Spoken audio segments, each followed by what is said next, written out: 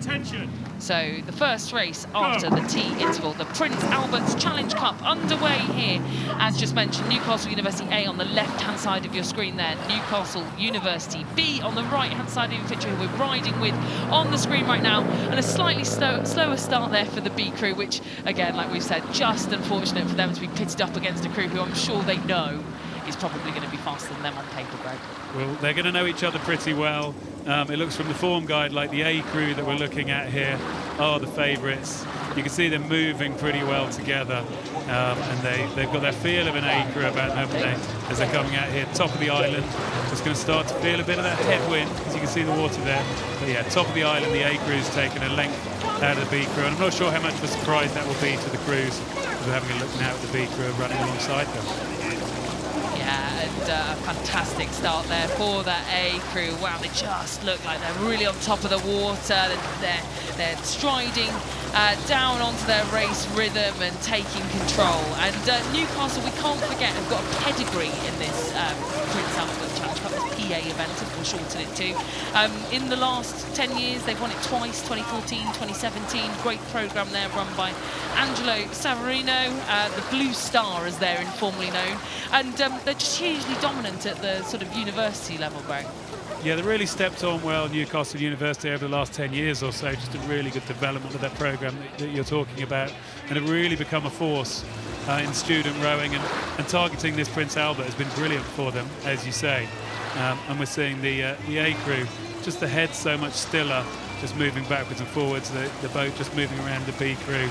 You can see that they're just not handling the conditions quite as well, rather than this rock solid. This is the A crew, the stern looking rock solid there, out behind Bruce Turnell there in the stroke seat.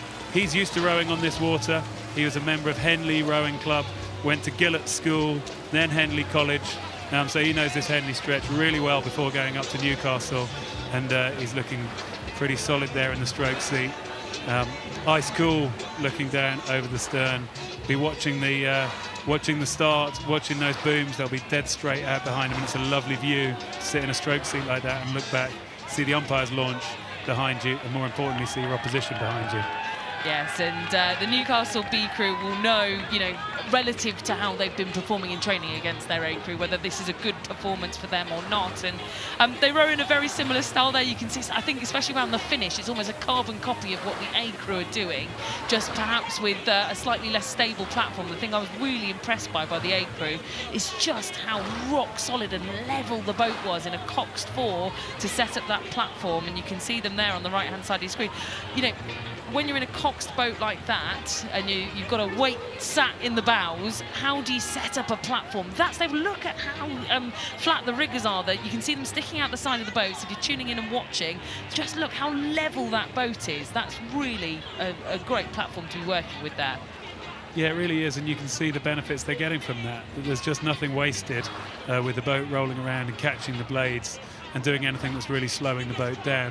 As you say, in a coxed boat, you like to think it's going to be that little bit more stable. Of course, the thing here is on this Henley stretch, now at this time of day, there's a reasonable amount of boats moving around, there's a reasonable amount of waves, so to actually have the boat as rock solid as the A crew have got it here is just what you train for, isn't it? It's why you train moving your hands together, getting in sync with each other. You can see the knees all break at the same time, and the crew just slide up as one in that hole and keep it really nice and smooth through the water in the A crew.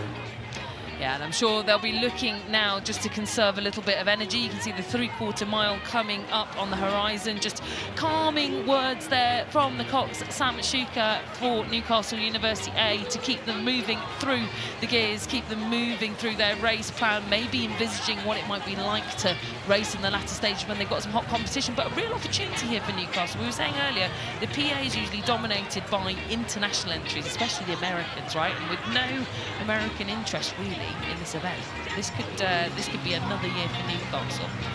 Yeah, absolutely. Real opportunity for this Newcastle crew. They've brought it down to about 28 strokes a minute. So you called it absolutely right, Camilla, that they're settling into a pace that they're going to see off this opening race. They should be looking at 5 days of competing. What a brilliant week they want to have in the sun and take themselves right through to the Sunday. And the other thing is, when you know you're racing your B crew, I guess psychologically for them, they will know that they've got it in the tank to produce a race like this, to have we've got at least 4 lengths of clear water now separating the stern of the A crew from the B crew. Well, minimum, we can't even see Newcastle B coming into shot yet. But perhaps crews that are racing in other rounds of the PA, we've got Sheffield versus Lady Margaret coming up a little bit later. We've seen other rounds of the Prince Albert Challenge Cup. Do you think actually this could be a psychological advantage for this Newcastle A crew? Because they've effectively known that they're going to have a row over, really, and other crews might have to expend a little bit more energy to get through the rounds. There's going to be some confidence that comes from knowing you're most likely to win, but there's also the nerves of racing your club mates. The last thing you want to do is go out and have some sort of mishap, someone to not feel well, have a bad day, and get yourself in a bit of trouble. I mean, you can see there on the picture there, lovely shot. You can just see that wake coming in on the left of your shot there as we're looking at it from that little motorboat. Lots of people in the motorboat, and that can throw you off. And so, yeah, there'll be some nervous energy from the A crew, but like you say, they'll be happy to be in this position, coming down here through the mile marker and knowing they're in control and saving some energy for later in the week. So a really tidy crew here. Newcastle University A looking to build on the last 10 years of the Newcastle University rowing programme. As we already mentioned, a couple of wins in this event for them already under their belt since the 2010s. And, well, look at that shot there. This is just artistic we've got here from our camera crew.